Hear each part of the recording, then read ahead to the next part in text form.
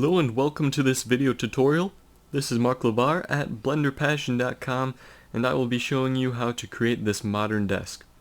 We'll start off with a bit of basic modeling with a subsurf modifier, and then we'll go on to create the basic materials for our desk, and finally we'll set up a simple backdrop and add in a bit of lighting to finish off the scene.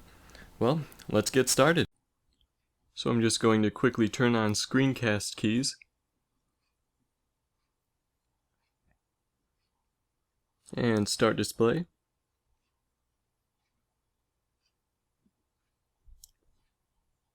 Now we can go and add in the reference image.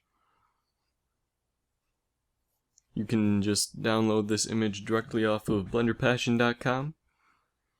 It will be available in the description below. And here's our image, just a nice little modern desk. So now I'll select the other things, delete them, and go to Cycles Render. Now I'm going to save it in my tutorial folder here.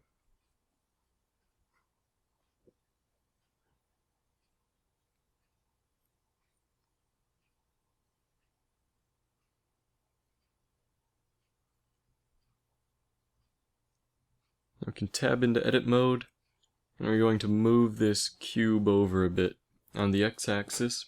Then we're going to add a mirror modifier, and you can see we have two little cubes here. So these will be the legs of the table, and I'll just scale them down a bit. And a bit more.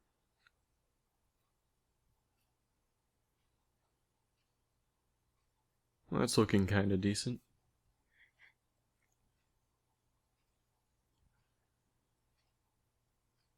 So now I will add the background image. This is not an orthographic image, so don't use it like that, but it will give you some good proportion and perspective of the object we're trying to create here. Now let's see, I'll just try to position these table legs to something that looks somewhat realistic and proportional.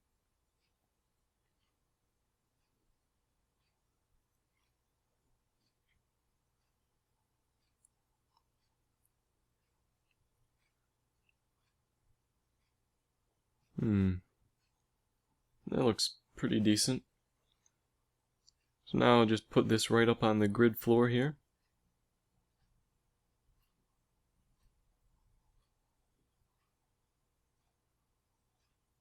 Now we can duplicate it. Oh, actually there's a better way. I'm just going to select the y-axis on the mirror modifier, and if I just move it on the y-axis, we will notice another set of legs appearing.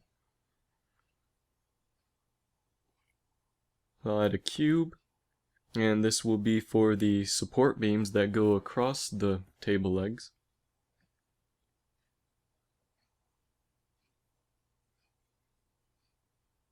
And position it to something that looks pretty close to the reference image.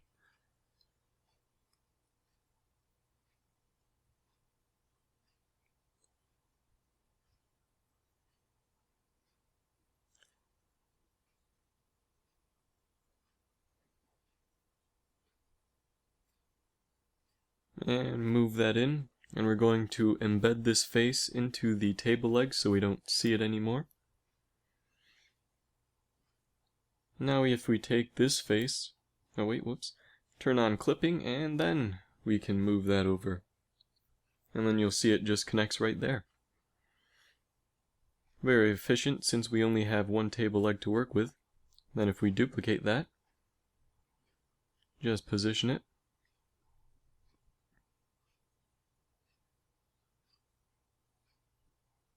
Bring it down a bit.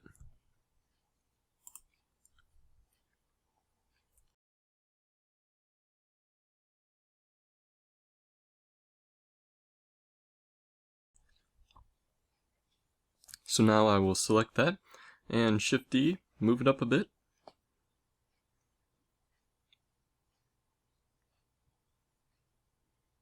And it'll be this part right here.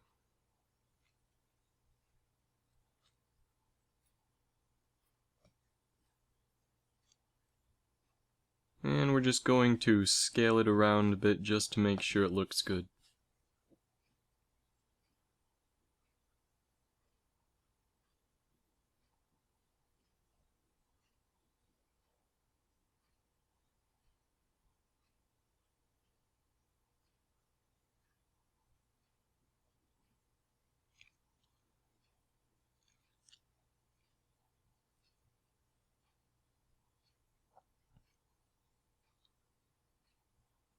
So now we'll just move everything down a bit more.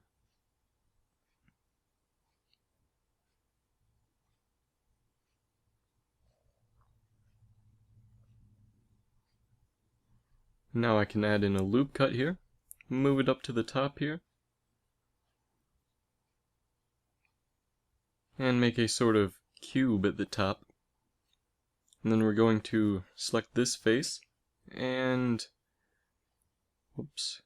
press E to extrude it and make sure clipping is on.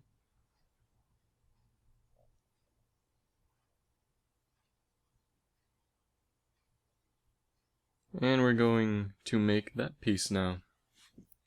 Small horizontal piece right there. So if I add another cube in, and turn off clipping, and move it out a bit, scale it down, and there's also a back piece here, so we can still keep using the mirror modifier.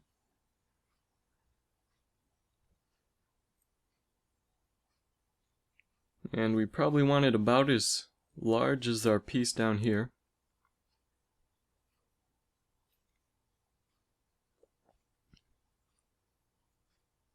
Let's see, not exactly sure where it should go on this mesh. It's kind of hard to tell from this one reference image, but I'll do my best and do a little guess here.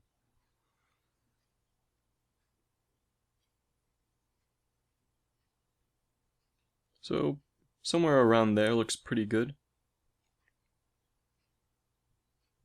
And our green glass piece is going to be resting on top of this, so we do want that piece to be up a little higher and larger as well.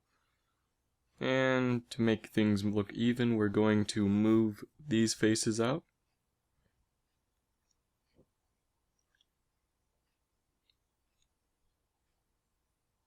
Well, looks a little too thick.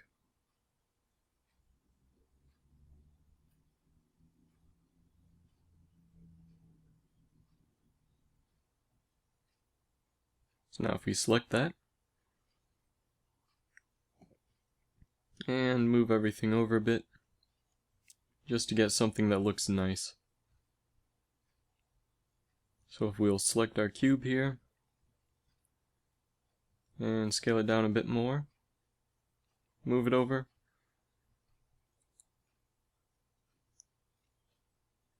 right about there, looks pretty good. We'll select that face, turn on clipping, and we'll just move it over there to the Z axis.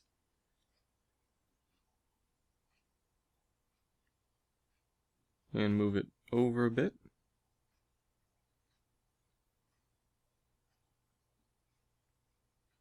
So everything's looking pretty nice. I'll add a subsurf modifier to it. And everything looks a bit weird, but we'll fix that with a few loop cuts here. The more loop cuts you add, the more geometry you add, but it will give you sharper edges. You can also select an edge and press Shift E, and that will give you a mean crease. However, for mesh deformation, I find that standard edge loops work best. And also you can't export your mean creases. So that's another reason why I like using loop cuts instead. So now I'm just going to keep adding them in until I can see that all the edges look nice and sharp.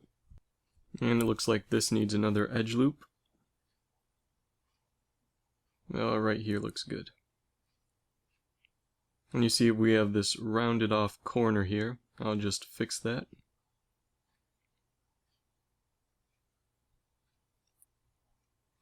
So now we are getting a few artifacts where the mirror modifier is. So for now I'll just, well, maybe add some edge loops right to the middle there. We'll fix all those artifacts after we apply the mirror modifier.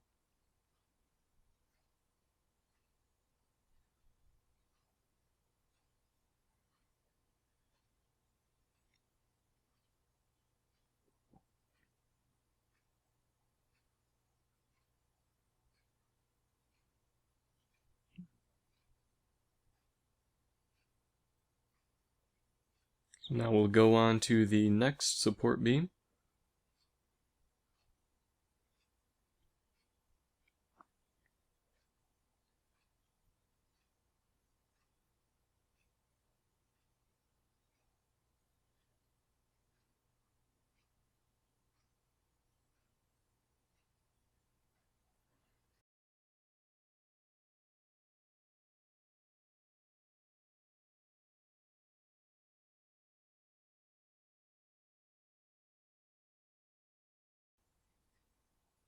Now we'll bring an edge loop up and an edge loop down.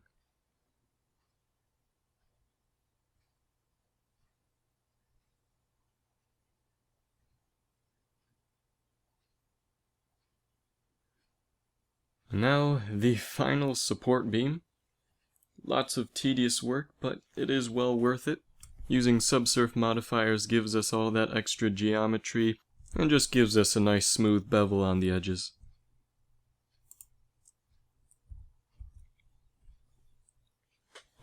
So I'd say it's looking pretty good now. Getting that nice smooth look on the edges.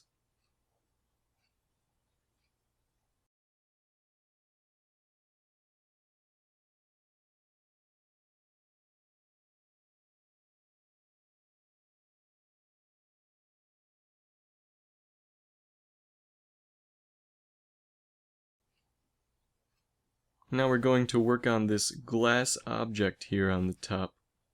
So I'll add in another cube, move it up, scale it down a bit, and position it. Something around there looks nice.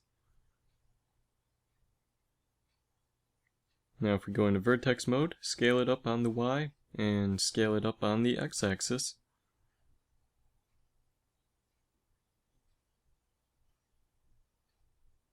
And a bit more on the Y-axis. Now, I'll just fix that right there. It just looks kind of weird. Okay, for now I guess it's good. So now I'll go back to the tabletop, and if we add a subsurf modifier, go into edit mode, shade it smooth, and now we can start adding in our loop cuts.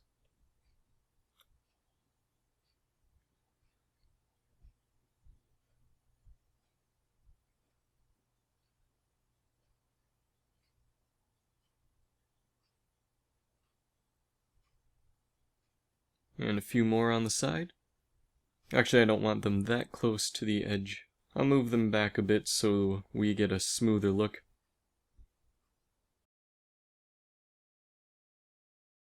And then I'll add 2 edge loops here, just for that emphasized bevel.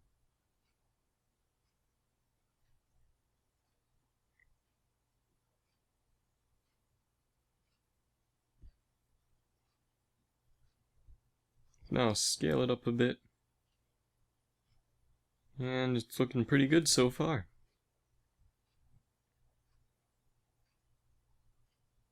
Looks like I'll have to move it down slightly though, just so we're sure that it rests right on top of those support beams. And I will add a cylinder. And if you press F6, you can go to the properties, and I'll bump that up to 40. Shade smooth, scale it down a bit. And it'll be this piece right there. So if we rotate that 90 degrees, scale it down a bit more, And we're going to position it somewhere halfway between the bottom and the first support beam. Looks pretty good.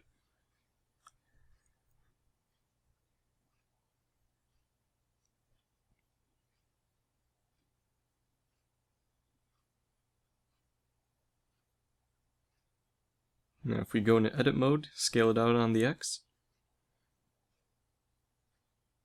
and a bit more.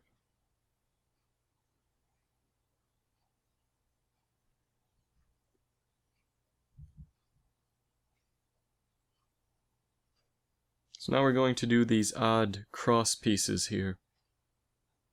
And if you zoom in, you can see that it starts flattening out along the ends, as well as somewhere in the middle where it intersects with the other cross piece. And same on the other side as well. So we're going to add another cylinder. And we'll bump down the vertices to somewhere around, let's see, maybe 32. Let's just go for 16. It's going to be pretty small, so we're not going to notice that.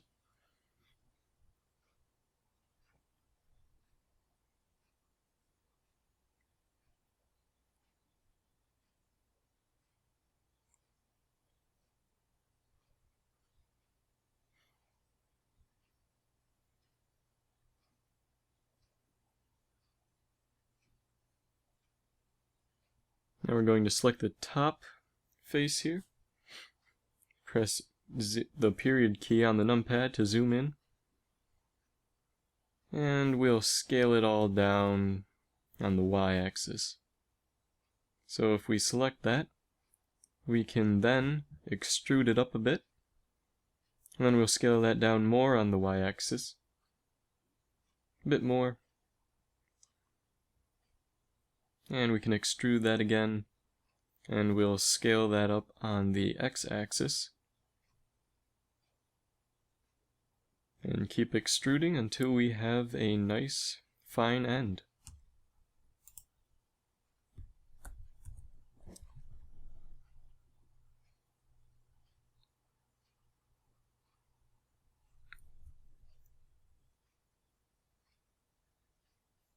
So I'll scale it in a bit more.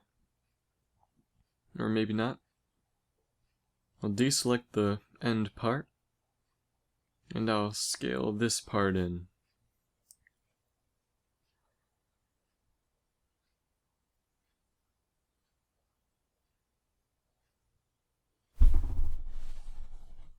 And I'll scale that in a bit more as well.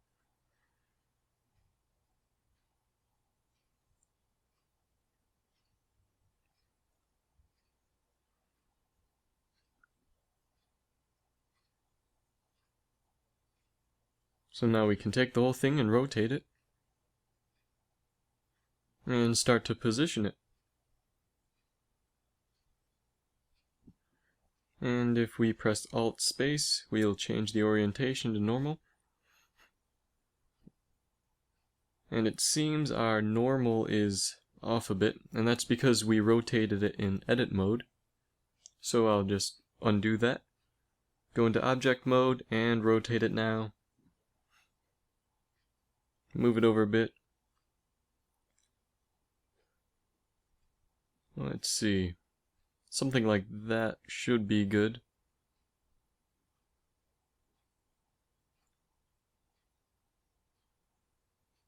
And there we go. Although it should be rotated just a bit more to get the intersection point up a bit.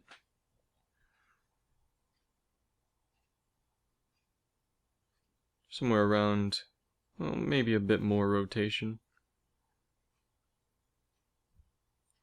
So now obviously we need to make this end point a little more prominent.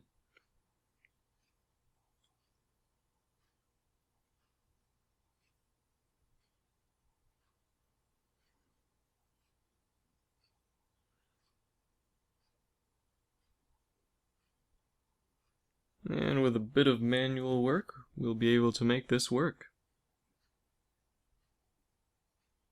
So I'll move that over a bit, and move that bit up, and take the last piece there and move that up.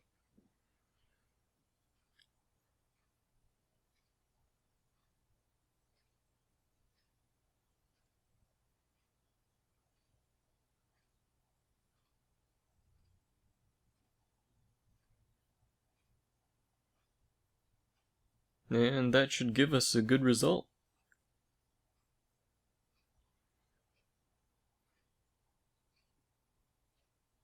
So now we need to work on the intersection point here. Well, first I'll turn on proportional editing. And if we, well, it might not work as I thought it would. For some reason the proportional editing is affecting too much. So I'll turn that off. And if we scale that up a bit, we'll also have to change this part right here. Just scale that edge loop up a bit on the y-axis. Now you can see it much better. So now we are going to work on the intersection point. We're going to move that back a bit. We want it to intersect right at the z-axis. And we'll extrude it out a bit. And scale it down on the x-axis.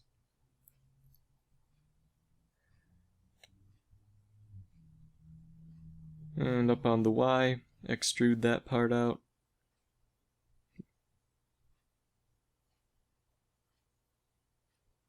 And keep extruding. So now we'll select that piece, bring it out a bit.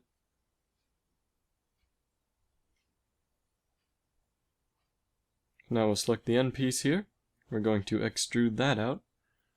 And we'll scale it down a bit. And we'll try to scale it on the X to round it off.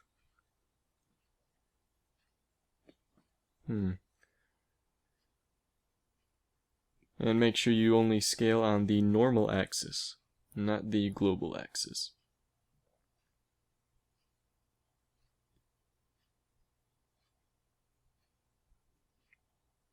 So now I'm just going to quickly check the scale of this to see if it corresponds with the one up there, and it doesn't, so I will just scale this up a bit more.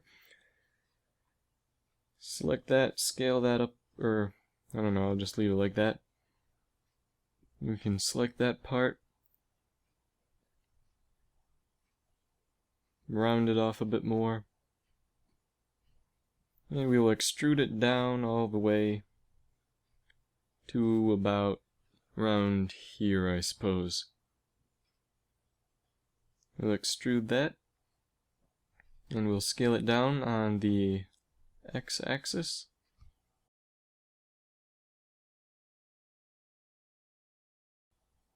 And we're just going to do the same thing we already did twice. Just keep extruding it down, just make it look nice.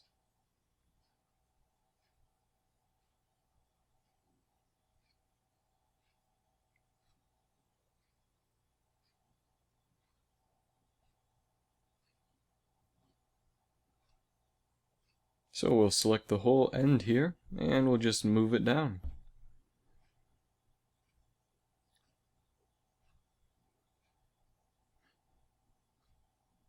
So it's looking pretty good. I'll just position it right over here. Make sure everything's lined up correctly.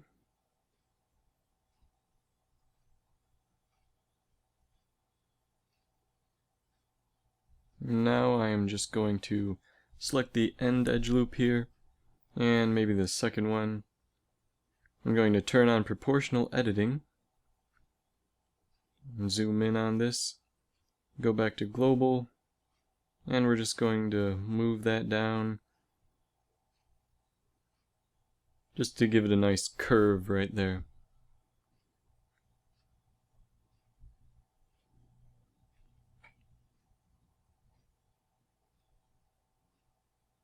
So now we'll select these pieces, go back to normal, and we're just going to turn off proportional editing and select these, and we're just going to move it over and keep moving it over. Something that looks pretty decent.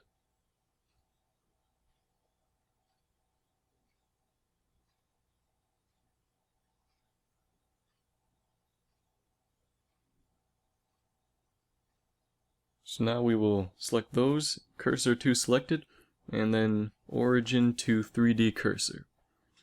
And that'll just give us a nice origin right at the intersection point. We're going to duplicate that. Tab into edit mode, we're going to scale along the X, -1. And we'll go back to global, go to edit mode, Control N, and then we're going to slide that right over. Actually, we're going to slide it over in edit mode, so our origin stays right where it is. Right about there looks nice.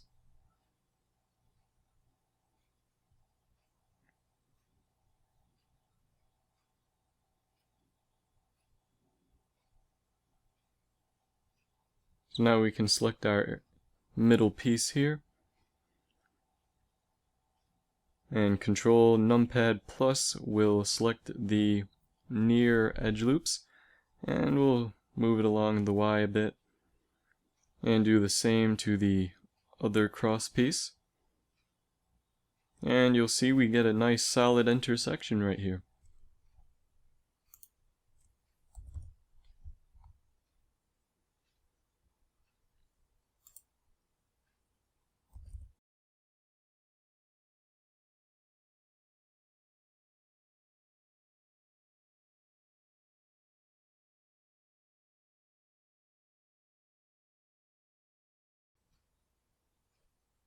So we're pretty much done with most of the modeling.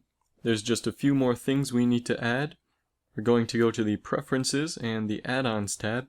We're going to search for the Bolt Factory, and we're just going to enable that add-on by clicking that checkbox. And now we're going to work on those little screws that you see here. There might be one there, I'm not sure. I know there's a one here, and there's probably one up there as well. And let's see, if we zoom in down in the corner here, we'll see a little bolt right there, and on the other side too. So now with that add-on, if we press Shift A, you'll notice this bolt. And if we press F6, we can open up the properties, or you can access them by pressing T and look at them on the toolbar here. We have a couple nuts and we have a couple bolts. And a few presets here. We'll change the bolt type to a Phillips and increase the bolt diameter.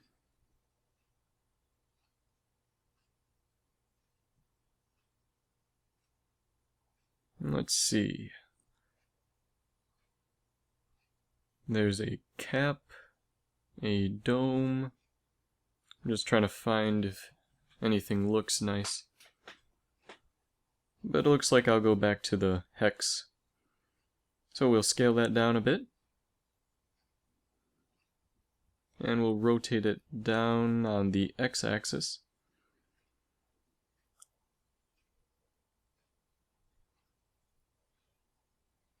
Then we're just going to screw that right into the intersection.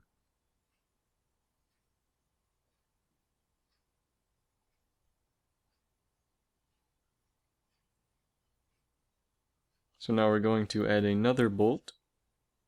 We're going to change this to a nut. Scale it down a bit. And we're going to just screw this right onto our bolt here.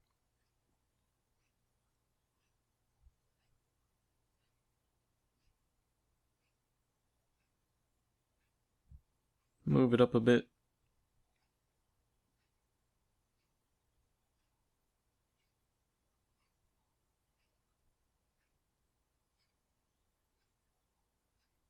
And that looks pretty good.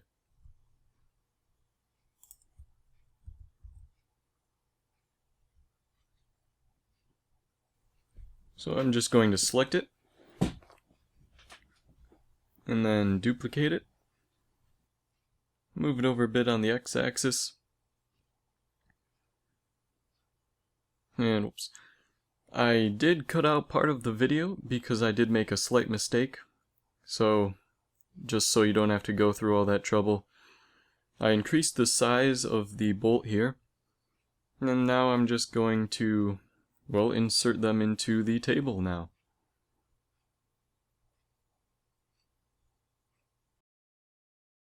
I duplicated it and rotated it 180 degrees, and we're just going to insert it in there. And that looks pretty good.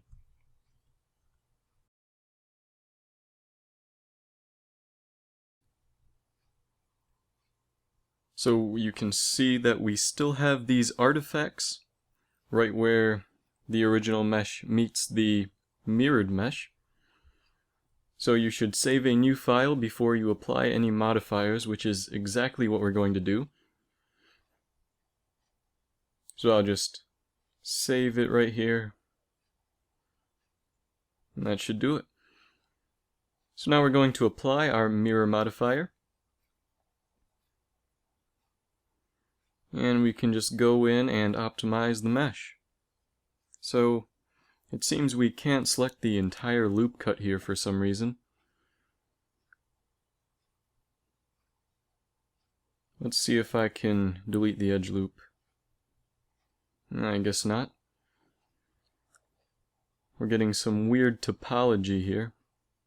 So I'm just going to remove the doubles, and we removed quite a few vertices. But we still can't select the entire edge loop here. Or delete the entire edge loop. Okay, let's try dissolving it. And apparently we can't dissolve it either. But we can delete the edge loops here, so we'll go ahead and do that right now. And then go on to the other side and do the same thing.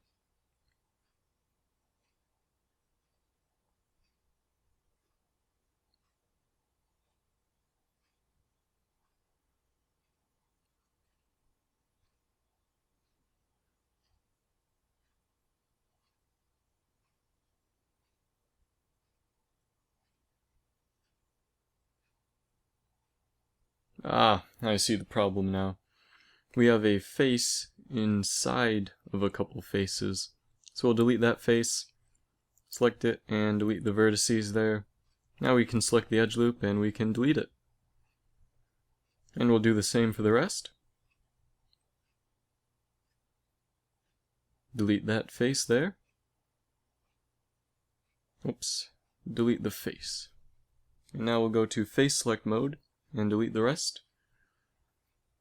Select the edge loop and delete that.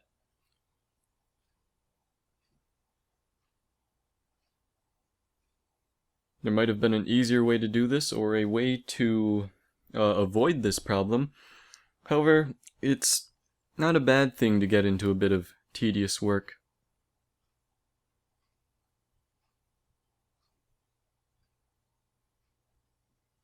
Now we'll delete that edge loop there, and that side looks pretty good.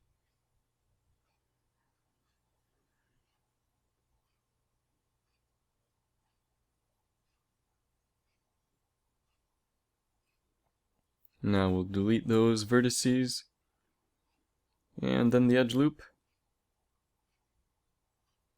Select those faces and delete them, and then select the edge loop and delete that. And on to the next one. Select the faces and delete them, and then the edge loop and delete that. And the last one. Delete the faces, select the edge loop, and delete that. So we have optimized our mesh. It's looking pretty snazzy.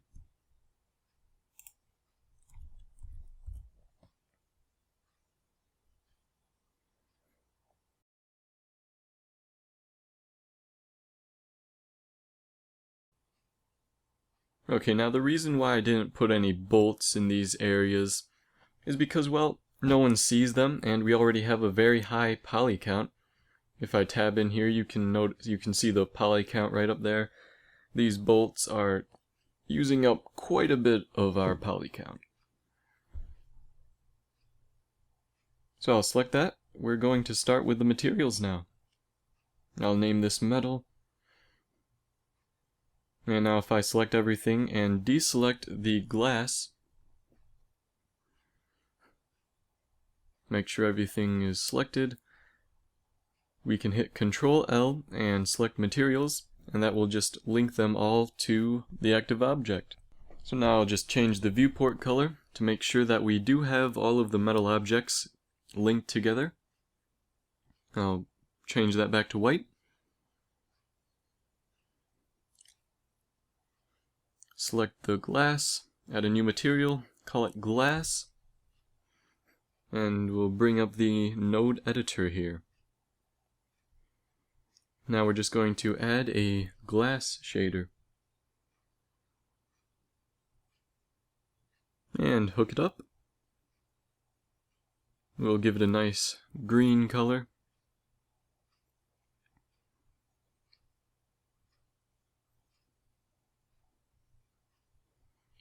And that should be it for our glass material. Now we'll select our metal. And we're going to add a mix shader and a glossy shader and duplicate it. You could probably do this with one glossy shader, but I find that 2 gives me a bit more control. So the way these roughness values work is it's pretty much self-explanatory. If you have 0 roughness, it's pretty much a mirror-like reflection on a very smooth surface. However, the higher it goes, the more it distorts the reflection. And the way this FAC value works is that when it's set to 0, it will correspond more towards the top node input, and while it's at 1, it will be more like the bottom node input. And so now that we have our material set up, I'm going to add a plane, and we'll be using this as our mesh light source. So I'm just going to angle this, move it over a bit, and angle it downwards a bit. So we're going to give it a new material, and we're going to name it light. Now we're going to add an emission shader and hook it up. Give it a slight bluish color for a bit of an outdoor feel. And bump up the strength to something that fits your scene.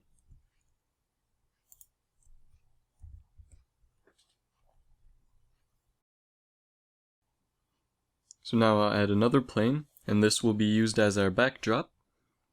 Tab into edit mode, wireframe, select that edge, and we're just going to extrude it up like this so.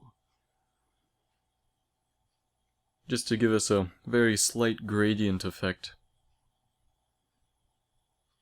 We're going to add a subsurf modifier, add a few edge loops in here. Now we're going to shade it smooth. And let's see, we're going to scale it along the x-axis, and then rotate it around on the z-axis. Now we're going to add a camera in.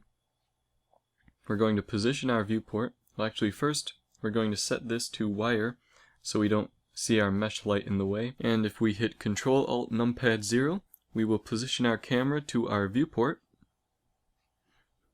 So now we'll just select it, bring it back a bit. Something about there looks pretty decent. We'll rotate that along the x-axis. And now we're going to change the ray visibility of our mesh light. Uncheck camera. You might want to uncheck others as well.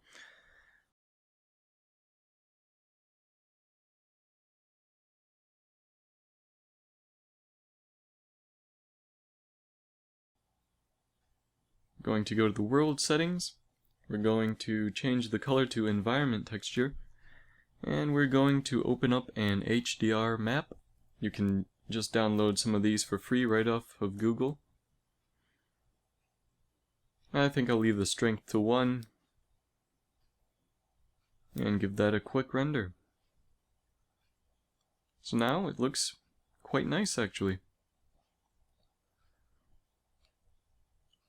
So I'm going to set this to GPU compute and 100% compression. I find that 2 and 2 for clamp direct and indirect work quite nice.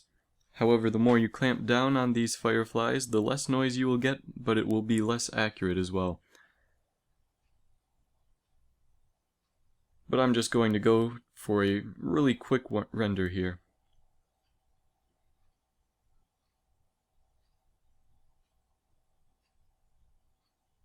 And there we are, at 10 samples. So if this has helped you in any way, please subscribe. You can download the finished project files directly off of BlenderPassion.com, and thank you for watching.